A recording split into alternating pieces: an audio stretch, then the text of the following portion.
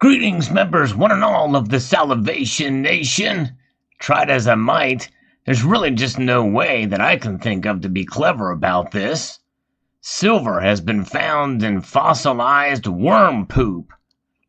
Let's explore!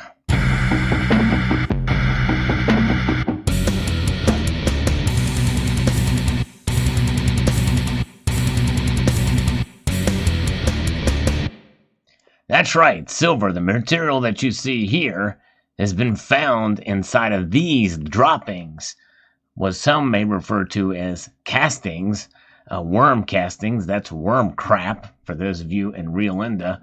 Pretty amazing. There's an article that I came across here from Live Science, talks about this. Flecks of silver have been found in the poop of ancient Cambrian creature.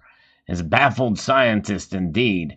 How did metal get into this worm's poop 500 million years ago, if you believe the Earth is that old, which I don't, but that's another story. Researchers were baffled when they found shiny specks of silver in fossilized worm poop, because there is no known explanation for how the wiggly creatures could have made it. Imagine that. The silver specks were found in caprolites, or fossilized feces, that were embedded in a large state, a deposit of exceptionally preserved fossils that sometimes includes fossilized soft tissues in the Mackenzie Mountains in Canada. The ancient dung was produced by tiny worms that lived below the seafloor when the region was covered by an ocean during the Cambrian period. They say between 543 million years to 490 million years ago. Although I do question some of these dating methods myself, but again, that's kind of a different topic.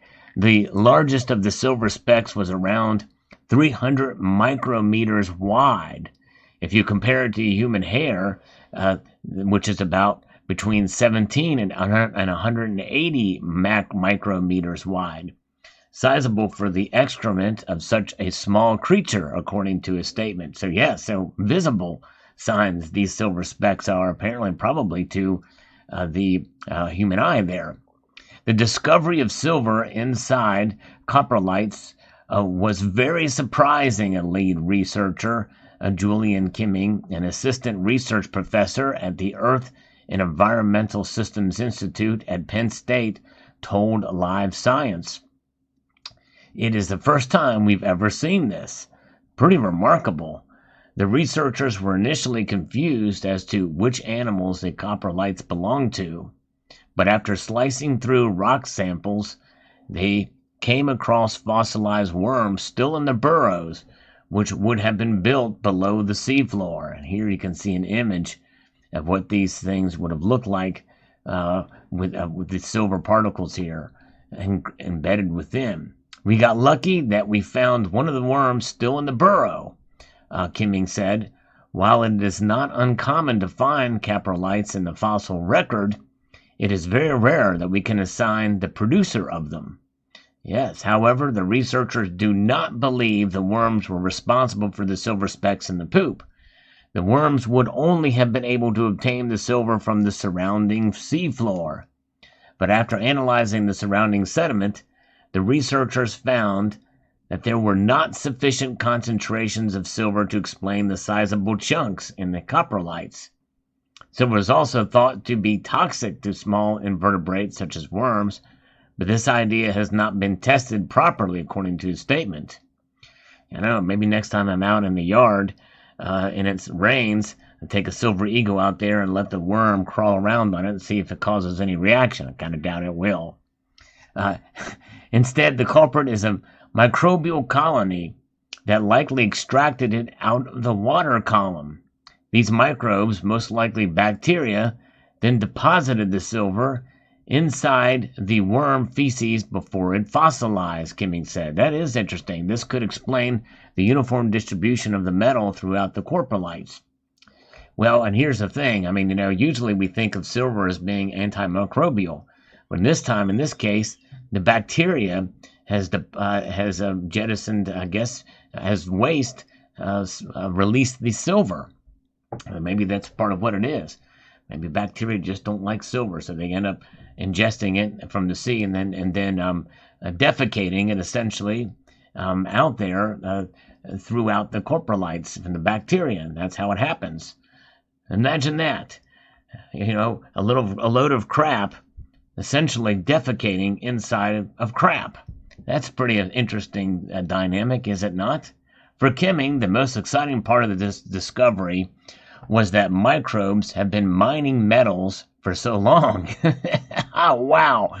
You know what? We always knew the mining industry can sometimes be a crappy job, especially if you're way down deep in a mine. But in this case, the bacteria are involved, it really is a different matter. And I know, as the comments in this video, you're going to think of a lot more of these puns, and it's going to be great to see what you guys come up with. The article continues, it is fascinating to see what bacteria can do with metals, and we know that nowadays they can extract many different ones from mining waste, for example, Kimming said. But seeing that this was likely already a well-developed trade over 500 million years ago is just fascinating.